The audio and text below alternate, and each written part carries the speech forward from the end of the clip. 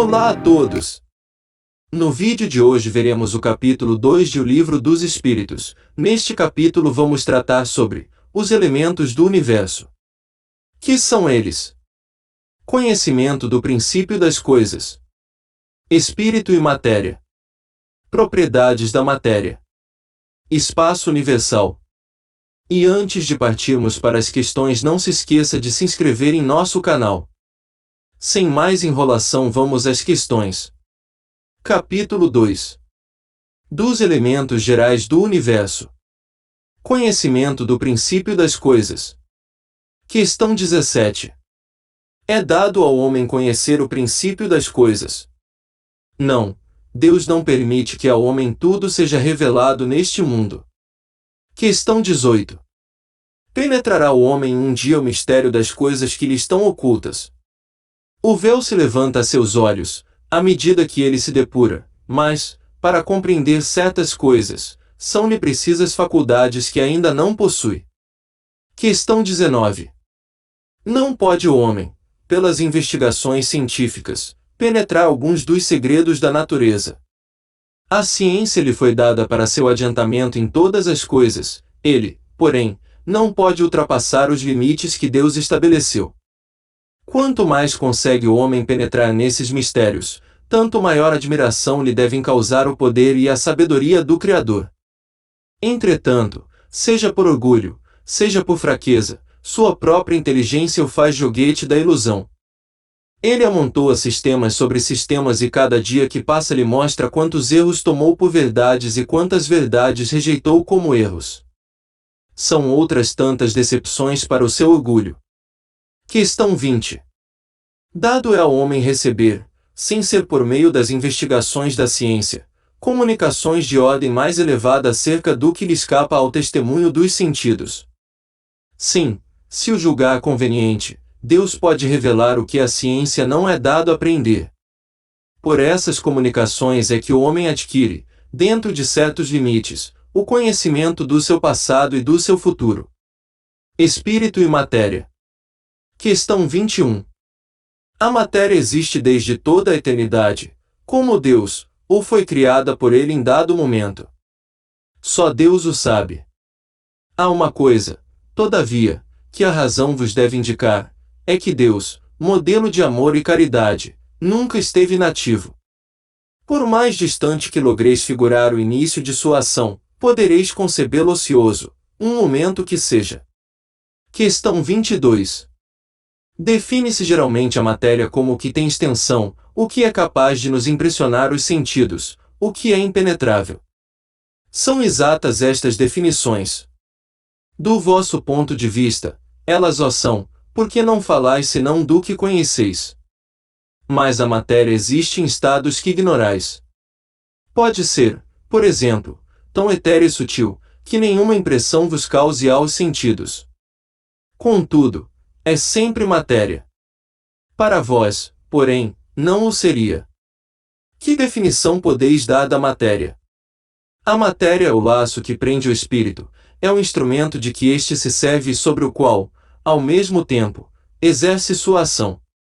Deste ponto de vista, pode-se dizer que a matéria é o agente, o intermediário com o auxílio do qual e sobre o qual atua o espírito. Questão 23. Que é o espírito? O princípio inteligente do universo. Qual a natureza íntima do espírito? Não é fácil analisar o espírito com a vossa linguagem. Para vós, ele nada é, por não ser palpável. Para nós, entretanto, é alguma coisa. Ficais sabendo, coisa nenhuma é o nada e o nada não existe. Questão 24. É o espírito sinônimo de inteligência? A inteligência é um atributo essencial do espírito. Um e outro, porém, se confundem num princípio comum, de sorte que, para vós, são a mesma coisa. Questão 25. O espírito independe da matéria, ou é apenas uma propriedade desta, como as cores o são da luz e o som o é do ar? São distintos uma do outro, mas a união do espírito e da matéria é necessária para intelectualizar a matéria. Essa união é igualmente necessária para a manifestação do espírito. Entendemos aqui por espírito o princípio da inteligência, abstração feita das individualidades que por esse nome se designam. É necessária a vós outros, porque não tendes organização apta a perceber o espírito sem a matéria. A isto não são apropriados os vossos sentidos. Questão 26. Poder-se-á conceber o espírito sem a matéria e a matéria sem o espírito?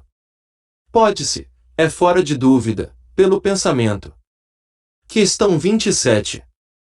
Há então dois elementos gerais do universo, a matéria e o espírito. Sim, e acima de tudo Deus, o Criador, o Pai de todas as coisas. Deus, espírito e matéria constituem o princípio de tudo o que existe, a Trindade universal. Mas ao elemento material se tem que juntar o fluido universal, que desempenha o papel de intermediário entre o espírito e a matéria propriamente dita, por demais grosseira para que o espírito possa exercer ação sobre ela. Embora, de certo ponto de vista, seja lícito classificá-lo com o elemento material, ele se distingue deste por propriedades especiais. Se o fluido universal fosse positivamente matéria, razão não haveria para que também o espírito não o fosse. Está colocado entre o espírito e a matéria, é fluido, como a matéria é matéria, e suscetível, pelas suas inumeráveis combinações com esta e sob a ação do espírito, de produzir a infinita variedade das coisas de que apenas conheceis uma parte mínima. Esse fluido universal, ou primitivo, ou elementar, sendo o agente de que o espírito se utiliza, é o princípio sem o qual a matéria estaria em perpétuo estado de divisão e nunca adquiriria as qualidades que a gravidade lhe dá. Esse fluido será o que designamos pelo nome de eletricidade. Dissemos que ele é suscetível de inúmeras combinações.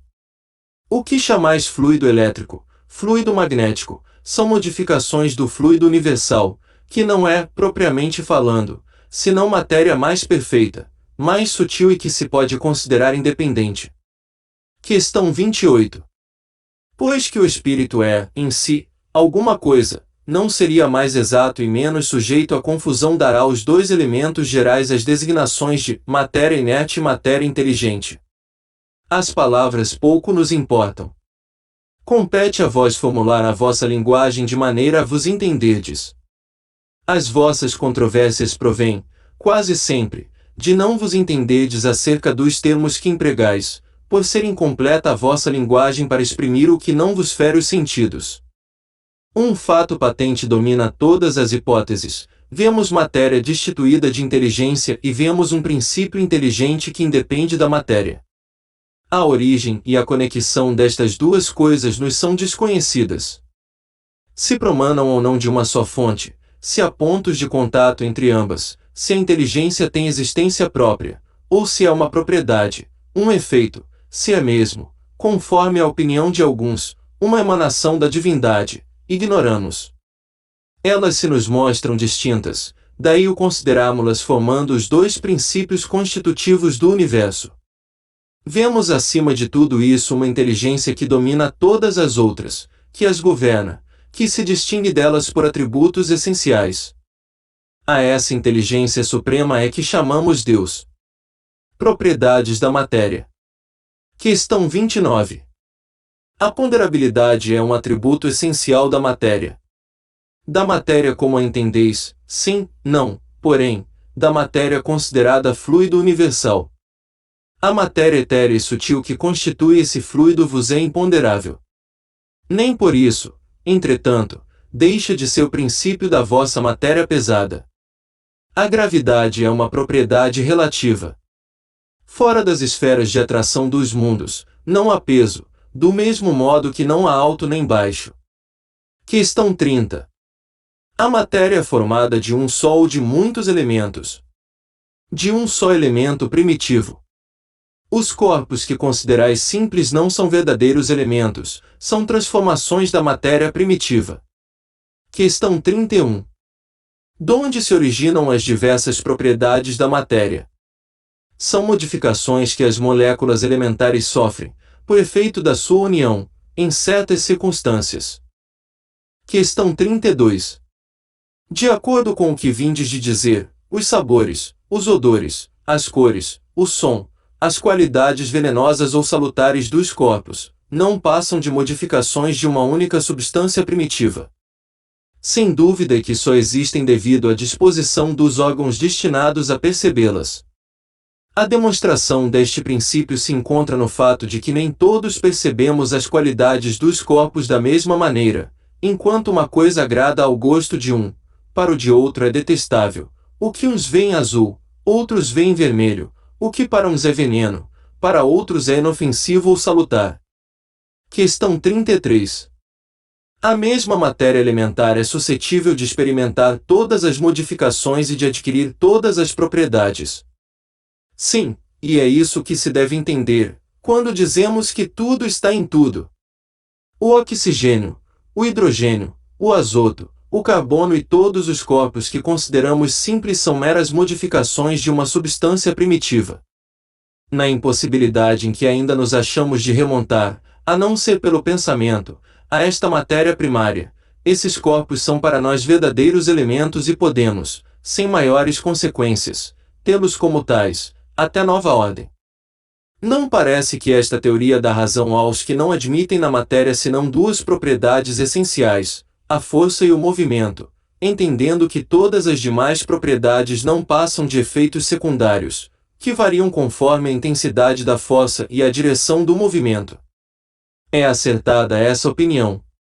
Falta somente acrescentar, e conforme a disposição das moléculas, como mostra, por exemplo, um corpo opaco, que pode tornar-se transparente e vice-versa. Questão 34. As moléculas têm forma determinada. Certamente, as moléculas têm uma forma, porém não sois capazes de apreciá-la. Essa forma é constante ou variável? Constante a das moléculas elementares primitivas, variável a das moléculas secundárias, que mais não são do que aglomerações das primeiras. Por quê? O que chamais molécula ainda longe está da molécula elementar. Espaço universal. Questão 35. O espaço universal é infinito ou limitado? Infinito. Supõe-no limitado, que haverá para lá de seus limites. Isto te confunde a razão, bem o sei, no entanto, a razão te diz que não pode ser de outro modo. O mesmo se dá com o infinito em todas as coisas. Não é na pequenina esfera em que vos achais que podereis compreendê-lo. Supondo-se um limite ao espaço, por mais distante que a imaginação o coloque, a razão diz que além desse limite alguma coisa há, e assim, gradativamente, até ao infinito, porquanto, embora essa alguma coisa fosse o vazio absoluto, ainda seria espaço. Questão 36. O vácuo absoluto existe em alguma parte no espaço universal? Não, não há o vácuo. O que te parece vazio está ocupado por matéria que te escapa aos sentidos e aos instrumentos. E chegamos ao fim de mais um vídeo. Com ótimas questões para estudar e discutirem com seus amigos e colegas. Obrigado por assistirem mais um vídeo. E antes de fecharem, não se esqueçam de dar like e conferirem se estão inscritos no canal. Até o próximo vídeo!